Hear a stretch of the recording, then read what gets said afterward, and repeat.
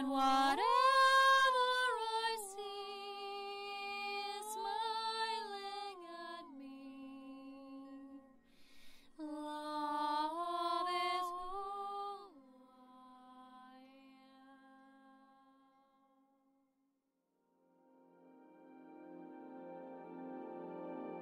am. So hello there everyone, and welcome to this month's Ascension update for the month of April and beyond. So this is an exciting month, and I wanted to do this month update in sort of a two-part version. When the first part, I want to go through the basic energy update as usual, which is how I like to do these updates, and focus a little more on this month. And then in the second part, I want to do more direct channeling of how can we support ourselves this month, of course through my family of light of the Elohim, to support our bodies, because this is truly a time of what I've shared in, the first part of the year, in the month of January, about the feminine principle embodiment. And this is the month, April is the month when this is actually going to start to really integrate through the principle of how we live our lives, how we bring sacredness and ceremony into our lives. So I did a card reading. I usually do them on Instagram every month or every week.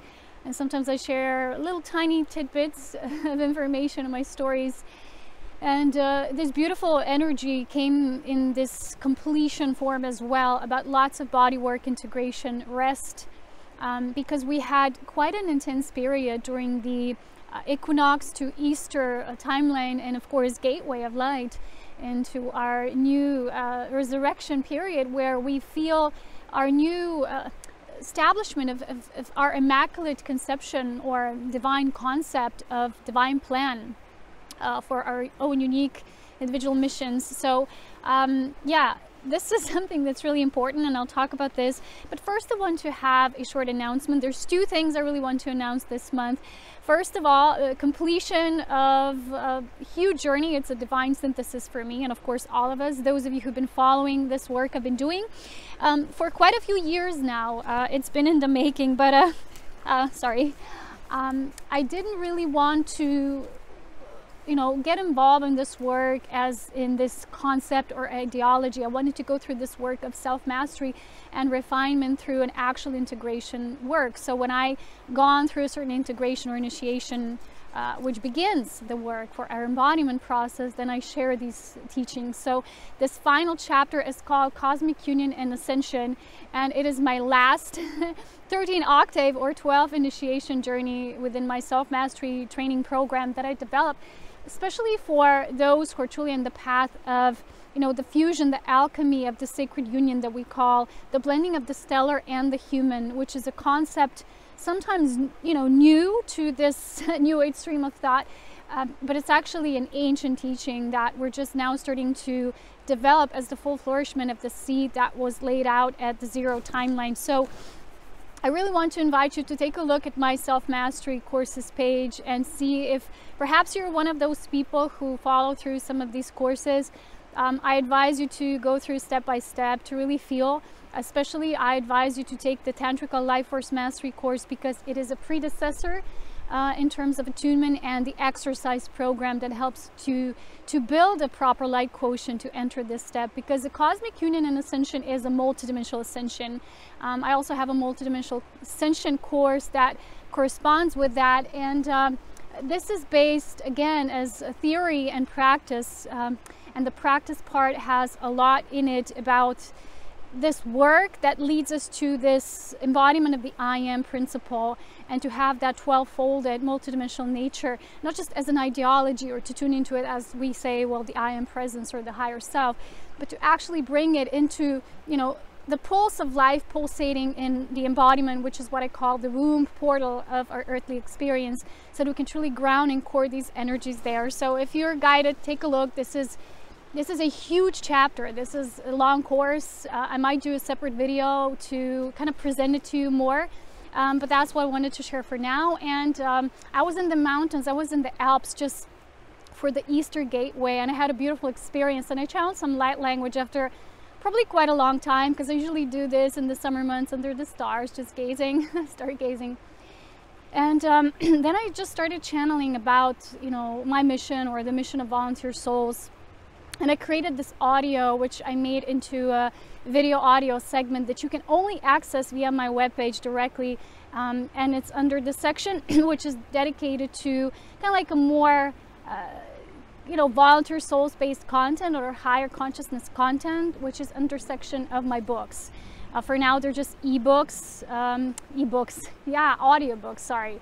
Ebooks are coming, you know, soon in divine timing. But it's like a gateway, a channeling to really understand the fusion of our star-born nature here on Earth, because just as there are people who are completing a synthesis of certain what they call past lives, star-born people, we're actually creating a fusion of what we call the future lives, so that we can integrate the past, the future, all these timelines into one, so that this unified cosmic ascension can occur from the perspective of planetary service as well. And you can get that, link is down below. It's a beautiful and very simple channeling that can help to attune you into your own mission understanding, especially if you're a volunteer soul, of course. That was something as an offering and gift as well, but I wanted to offer it only via my webpage because it's sort of not for everyone. That's what I want to say. Although anyone, of course, can, if they're guided, listen to it. It's all for free. It's all shared from the space of the cosmic heart of the divine beloved. So I want to start now by giving the update for this month. I have some, as always, writings prepared, but I'm all covered, as you can see, in sand because I found my little space, little oasis here. And again, sun is shining directly upon me, so I don't know how I can read the screen. Yeah, so I want to talk about the Ascension energies in terms of April. And the key word or the key codes or words that I received for this month is creative play and spiritual plus physical nourishment. And then the importance of sacred space as we're going to move into this integration stage of the equinox portal and these energies that came through the Easter resurrection. But most of all, I want to mention the importance of this energy that April holds, as this month we have a 15, dash 6 month, and people call that in tarot the lovers.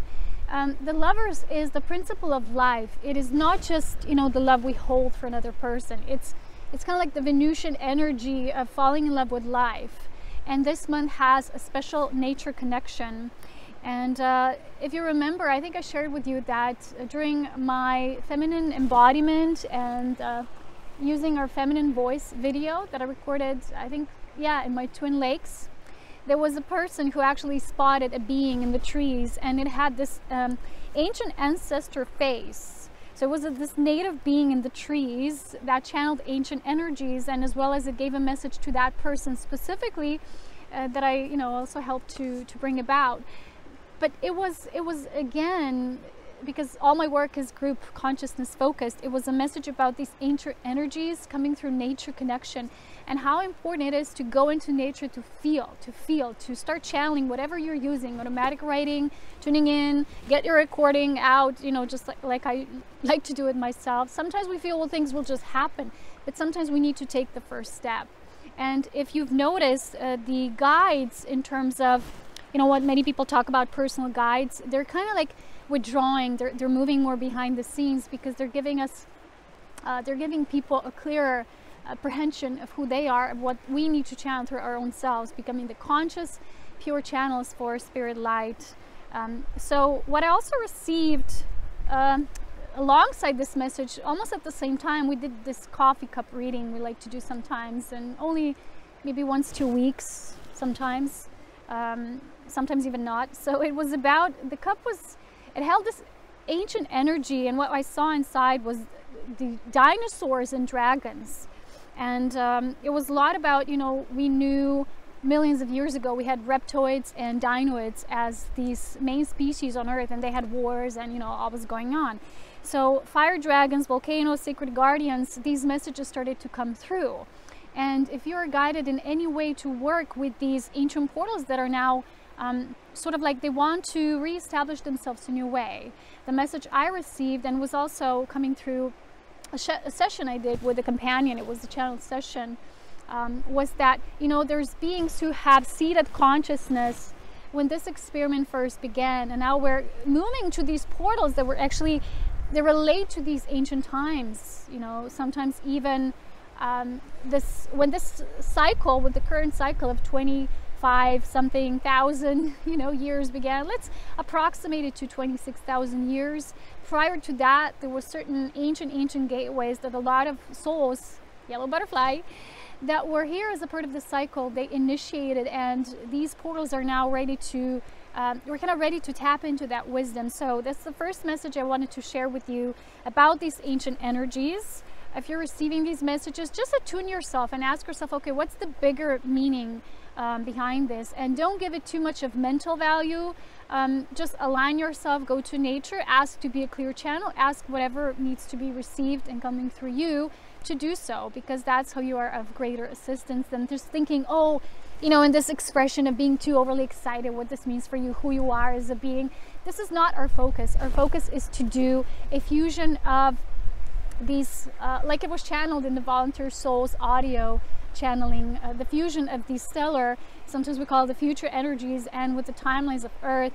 And we need that for our Earth to shift in a proper alignment at this time. So the second message was the importance of sacred space. But first I want to share with you this same being who actually saw the picture, well, the image of that being had a dream. And she wrote to me that what she remembers was that there was a small group of us, of people, being where I live, and we were sitting. They were sitting on the earth, and I was standing up in the center, and I was putting something on their heads, like you know, a tiara or crowns, or sometimes people call these like illumined tiaras, whatever it is. And she said it felt like a sort of a blessing. And when I tuned into that, is I felt that there was a first group within the sacred space we were forming that started to really enter this process of this fusion of what I call this greater union or ascension. That's not just, you know, personal timeline ascension. You know, I explain all this in my Cosmic Union course, how there's many levels from personal ascension and what leads you eventually to the Cosmic Union ascension process. So if you're interested and if you resonate, that's definitely something to look into.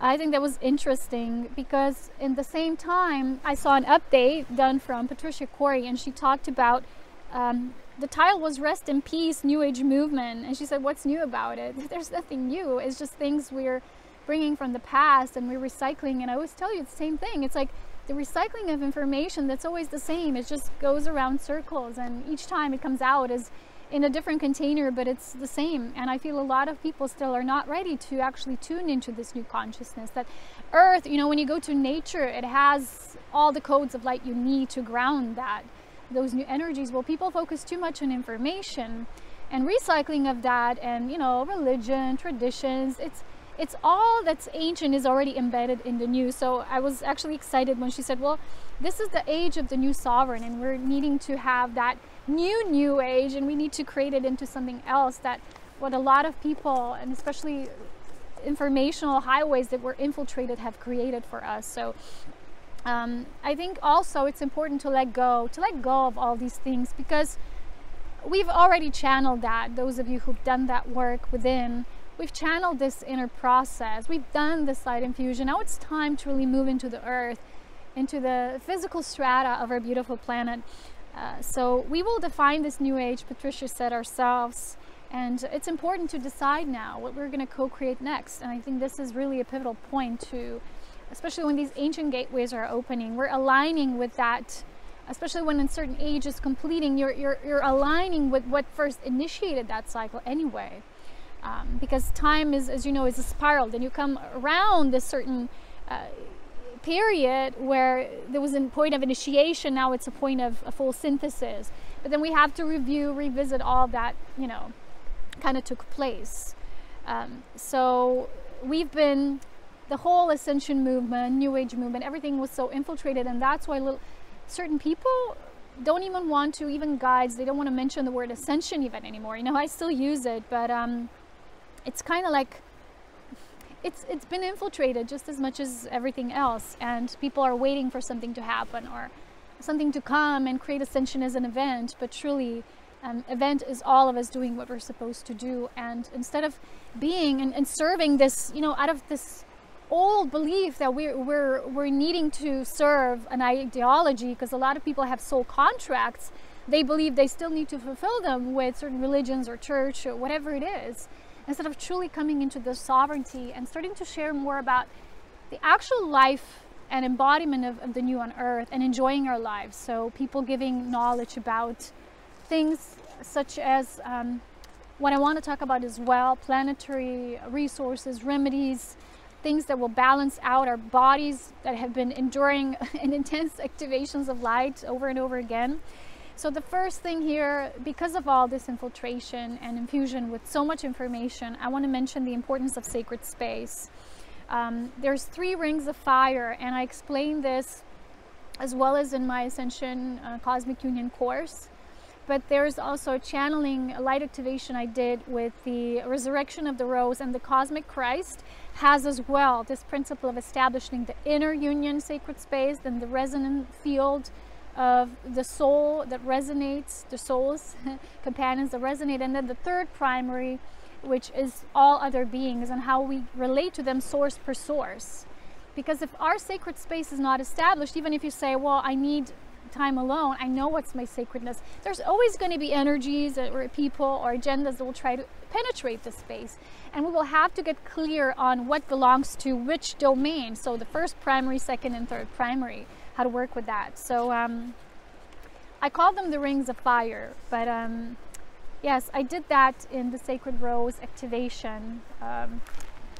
This is so that our energy is not dispersed and that it's not scattered or overwhelming us, or, you know, we are not so much into these constantly overstimulating energies.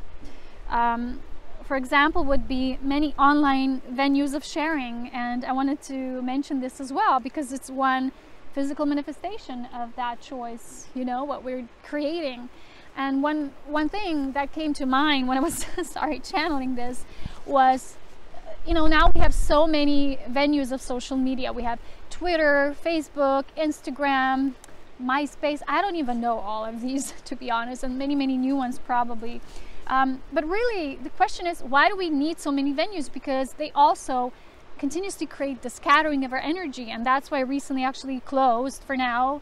That's how I'm guided. I don't know for the future because I cannot see that far ahead, and I don't want to. It doesn't serve any purpose at all. So it's about really asking ourselves, does something serve us just because someone else saying it's good or you should go here, do that? The question is not if something is right for me, but does it serve me in this moment? Does that serve me? And this is what I had to go through with the current closing down of my Facebook page. Wow, winds. So they're using this infiltration movement. They're using so many of these venues, not to say, oh, we're so connected. Well, there's a fine line between connection and disconnection as well. So Facebook, Instagram, all of that. I want to mention the many, you know, what I would call benefits of Instagram, because I have a great Instagram community and I share so many beautiful photos and readings, nature, everything there, stories as well. Some of my goofy journeys as well. And I want to say, why is that so important for me? The benefits is that on Instagram you have more people who are actually creators. They're actually creating their content. It's not so much based on following, it's based on sharing and communal. You know, you can choose who you want to follow rather than just people sending you those requests. And you're actually really focusing, you're kind of like targeting your focus, what you wish to, you know, whether you want to use it for fun, whether you want to use it to share knowledge, resources, whether you want to have it closed space or open space. It gives you these options, which Facebook really doesn't give you. As you know, Facebook, you have to work around many things to actually create a certain filter of privacy if that's what you want.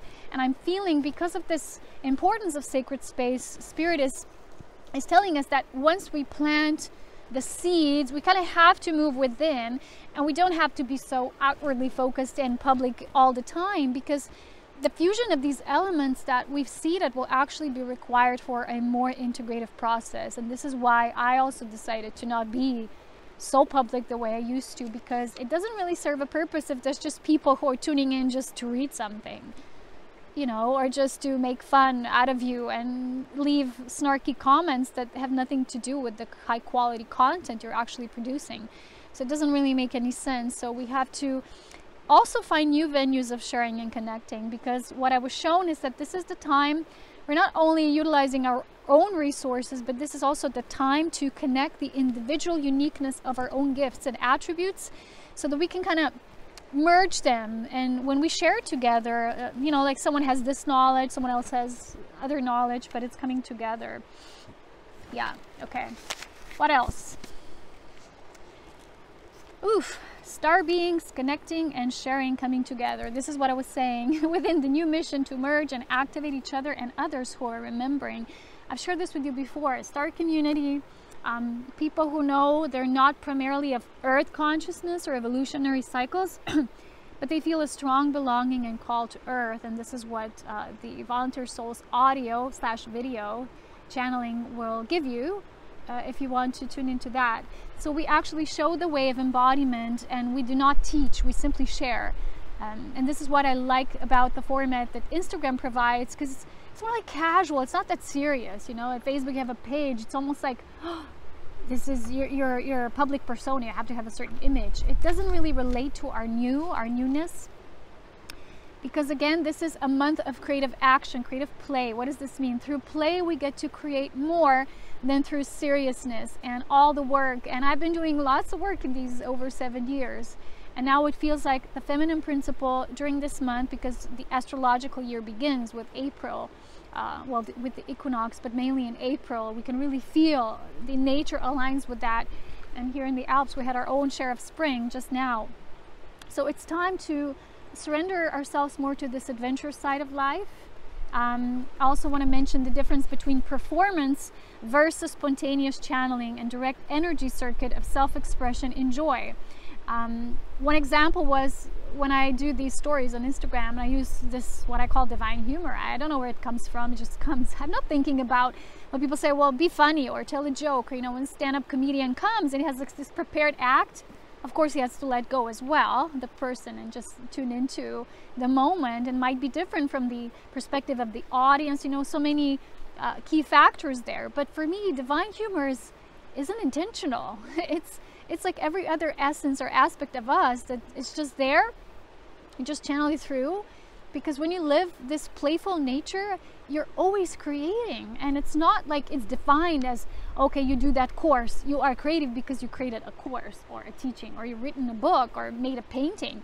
This is more like that playful creativity where you are always in the mode of divine creator, because you channel it through such a spontaneous magic.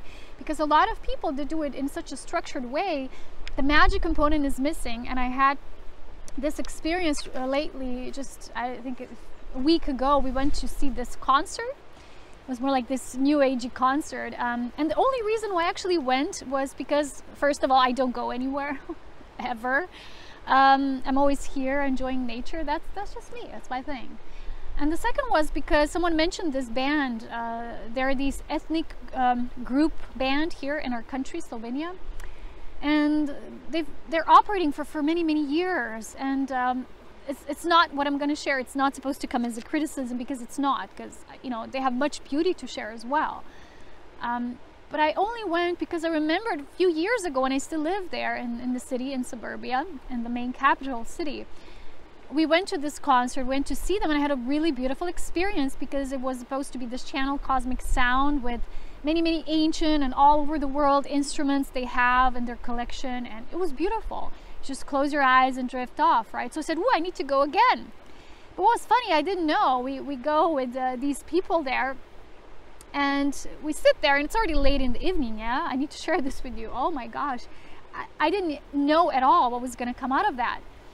And then the woman who's the main channeler and the main person behind this, she's supposed to be living off prana only.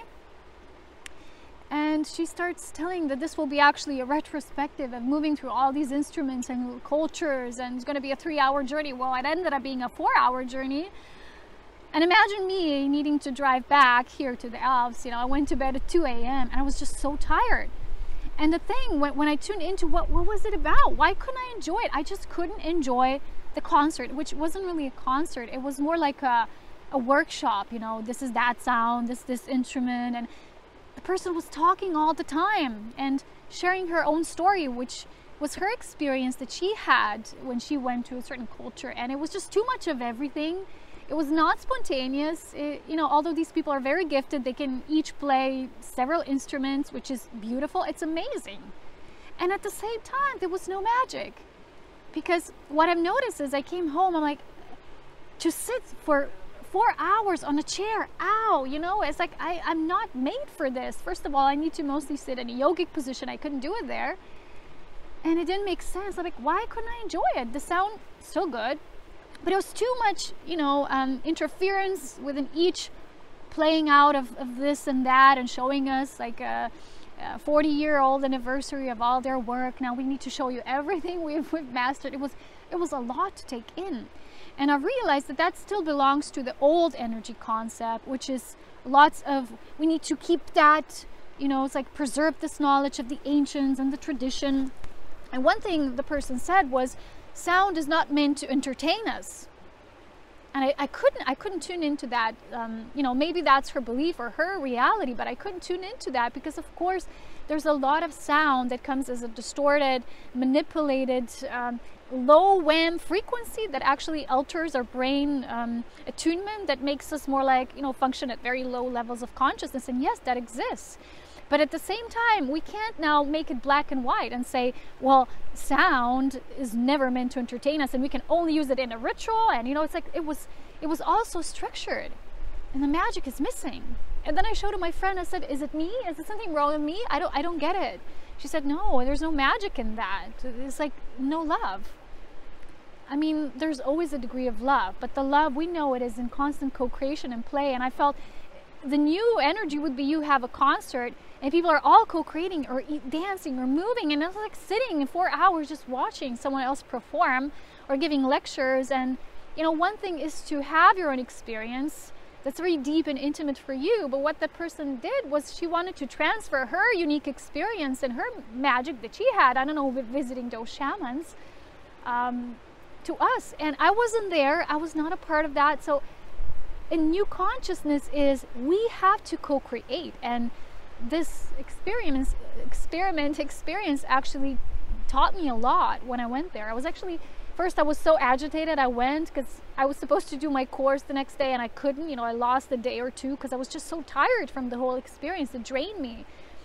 And they kept saying how the sound rejuvenates you. Yes, but not, you know, when it's done with such a structure to it, with such a serious aspect to it, because those of us who live in the new energy, we're playfully, creatively engaging in the now. And sometimes it's an overload of information. Even if it sounds, it's pure, it's too much. If it's too much, it's excess, okay? So that experiments, I keep saying that, it's a channel word, it's a mixture, a combination of experiment and experience, I guess. But it taught me, and I want to again say discernment here. So even if, let's say, I had a very positive experiments, I can't say the word now, what's up with that, hello? Experience, okay? A few years ago, it doesn't mean I'd have the same now, because I've noticed how much we've changed, how much we're no longer the same people. Things that we used to like, or, you know, it's like no longer the same. And it taught me, it showed me how much we've actually shifted in the physical, because certain things we felt then were, okay, that's for me, that suits me. All of a sudden, we want to constantly creatively engage with things. We don't want to be passively watching and standing by and watching others do their thing, you know. So discernment is an inner tool of resonance, which is direct alignment with the core of your being. And when you're in the mind, that's very important to know, or infatuated mode, and you say, oh, this is so good, you know, people go there and everyone's like, wow. We can't feel. Through the mind, you can't feel. So when you're in the body, you feel, and so the body cannot be fooled, the mind cannot be fooled, the mind can't be fooled, and the body cannot. So that is why often people don't see the truth, you know, through discernment. And sometimes things that are very obvious to certain people will not be so obvious to other people. Remember, there was a lot of talk about the event, and all the people that I know and in my community, no one resonated with that. Isn't it funny, right? Because we're attuned to kind of like similar consciousness embodied in our physical bodies. So I've actually received this message when I was talking to someone, because so many people are now doing that in a very open way. And I thought, okay, you can create hypnotherapeutic sessions or whatever it is, and now people do this method that Dolores Cannon actually developed. But I received a very important message from Spirit I feel called to share with you today, because it is important to know that it's not all that glitters is gold, or it's not all that's shiny. Because we forget sometimes that just because there's a certain method is a method, but the intention with which you use it for will align it with the specific vibration that comes through that method or not. So I received the message that Dolores, as a pioneer of that, she developed this technique. I don't know, some people call it a certain hypno work technique. But I was shown that many, not all, but many now who follow this, what they're doing now is they're just using the method, but without the awareness and the conscious purity that she had as a pioneer. And the beings coming through were always of that alignment which she created in her sacred space. And that is why now, if you just use a method without the sacred space and the intention of purity, you will also attract beings and alignments which are, again, they're hijacking the method. Or just like a lot in the New Age has been hijacked, it's been infiltrated. It's no longer having the same purity. And I tell you always, that's why I love to read old books about consciousness from the 80s, 90s, like Barbara Hand-Clough, Barbara Marciniak, all of that, because it still holds that level of purity that nowadays, especially in the New Age movement, is gone. It's people without conscious awareness through the sacredness approach. What people, you know, like ancients and shamans, they do ritual with everything they do. They first do an earth blessing. Everything they do is so sacred that what they resonate with, what they invite, will be of that purity. So a lot of these messages, just because it's channeled through hypnotic work, certain hypnotic regression, doesn't mean it will have the validity that will show us the actual truth. So this is where people get it wrong. And what I was shown is that Dolores was actually really aligned. That's why her books resonate with so many of us, especially volunteer souls, because there's so much information shared there that actually was aligned. Some of it probably didn't resonate as always, but the majority of what was coming through was really done with that purity, because she had a pure heart. She had this intent, and she always knew how to share this work. Now, she was always given, you know, you're not supposed to share this now. She didn't share it. Now, what I'm noticing now, everyone who's doing these hypnotic regressions, I've shared with you before, I've even seen a thumbnail of someone doing it, recording it, you know, per demand, which means direct live self-initiation, and then sharing it directly with all. It's not supposed to be that way, and this is why Spirit said sacred space this month is so important. Within yourself, so you can notice these things that come through many distortions, because people don't always see what's being done now. A lot of methods and things are being used to just gather more information, and what that does is attract beings who are willing to give it to us, but at what price? Okay, and what's behind that information? Is it really genuine? Is it coming from the family of light? I do not tune into anything else, but you know, my own family of light, which I know the resonance of it. I feel it every time I'm in nature. It is sacred. I know how to create a sacred space. I will not do anything channel if it's not like a complete point of where I feel purity, when I feel no weird energies around. It is so important. What we've made out of that, sorry, is just like a masquerade, and sometimes it's just coming out silly, and it gives, I think it gives a lack of a true perspective of what that was initially serving. It kind of distorts the original work as well. So the intention, if sometimes, is no longer on service, truly selfless service. And you know, these beings always said, well, this is something that's vital for you to share now or not. You know, people are not ready, then you don't do it that way. You lose the sacredness, you lose the resonance with that sacredness, with the law of unity. And then other beings will start coming through that perhaps do not share that service to unity consciousness. So four-dimensional level, which is full of that astral information, can always be infiltrated. That's the main point. When you want to channel higher resonant frequencies, you have to go beyond that norm. So sacred space, again, remember, that's the key word. So the New Age has been deeply infiltrated. I've shared about Patricia Corey's live video. And one more thing is to be shared, to really be slowed down You have to slow down to notice the subtle energies behind anything that's shared. Slow down, observe, pay attention, and listen, which means feel into with your whole body. Don't listen just with the mind. The mind will always be deceived if it's used on its own. The four lower bodies have to be integrated. So if you want to do high work of truly being a channel for the highest light of spirit, which I call the Holy Spirit, life force of all life in creation that serves, well, is in itself unity consciousness, then do the work. I have Life Force Mastery training program, and now this last course, Cosmic Union. It's like you're coming from this unified perspective within your own embodiment, and your approach to life is sacred, and you're always guided to create sacred space wherever you are.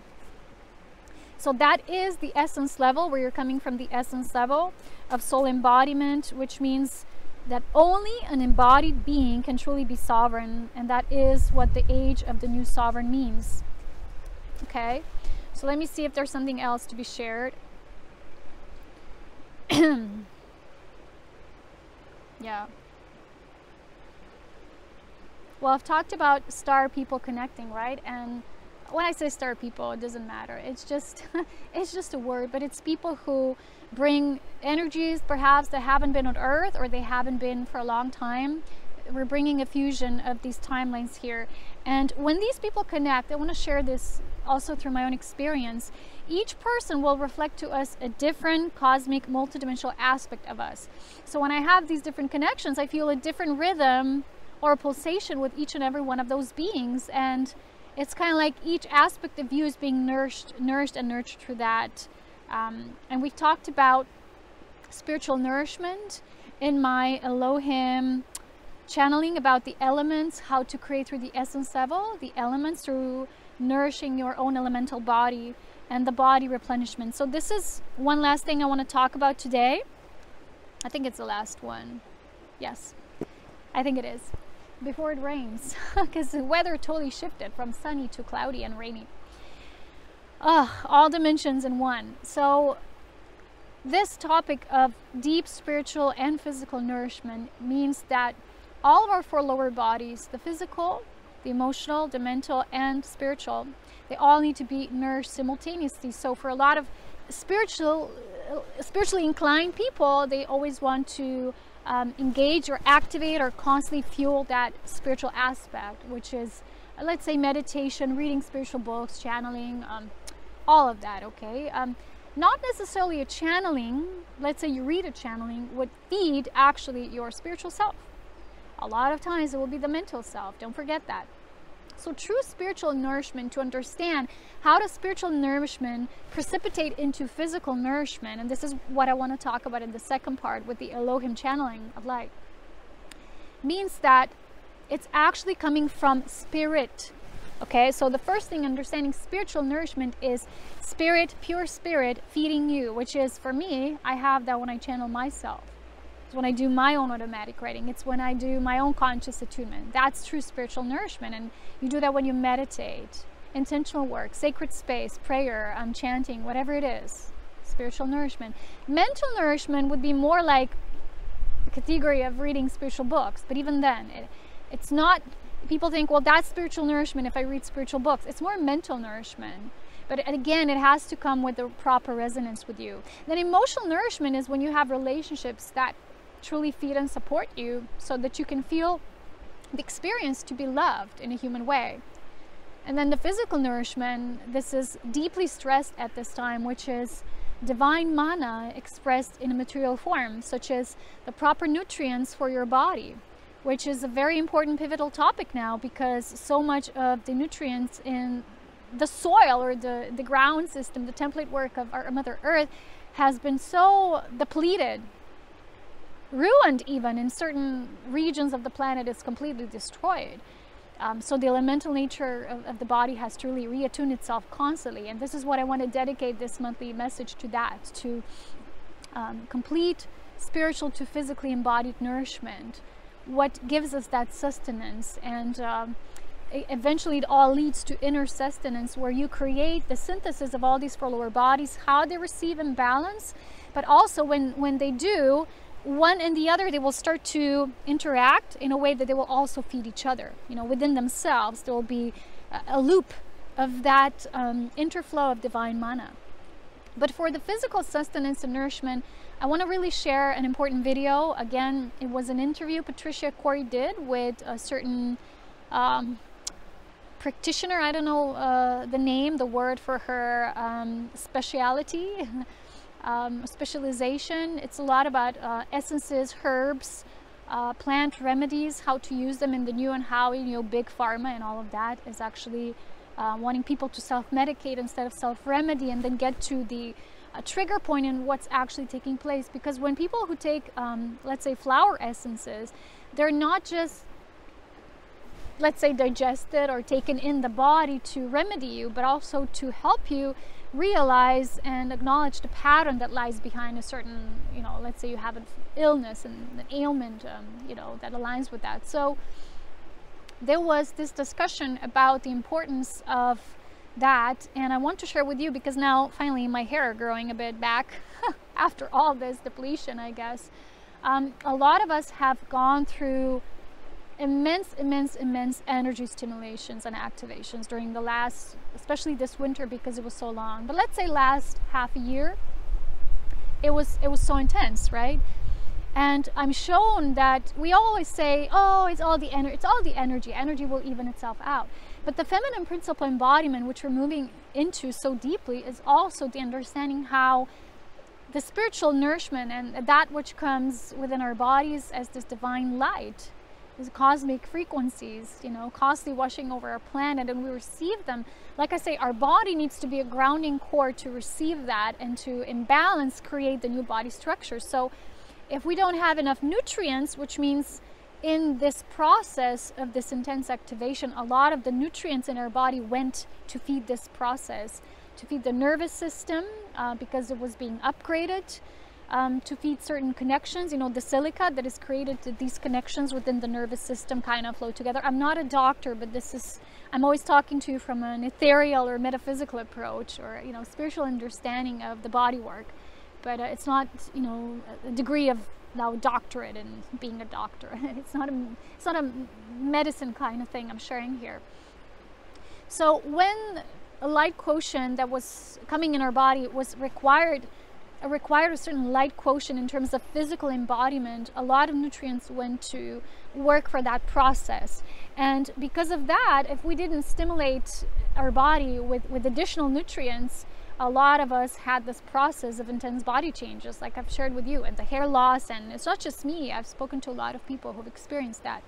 And then people say, well, it's the vegan food, or it's vegetarian food, or it's imbalances in the food because I don't have enough protein. Not necessarily, because doesn't mean now you need animal protein. Maybe you would require in that process in your body more protein because you're making new cells. But these amino acids that come from plant-based foods, they need to feed your body the way that's natural. And as you know, the human was always created as a herbivore, what's it called, you know, the plant eater.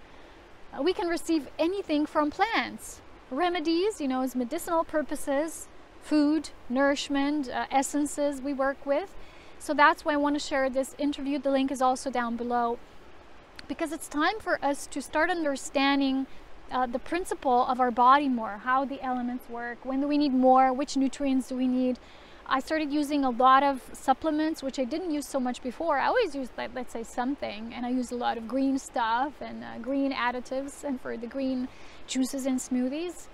But I'm now taking also liquid silica from Cell Food, this company someone recommended to me, and oxygen. They have these oxygen drops as well.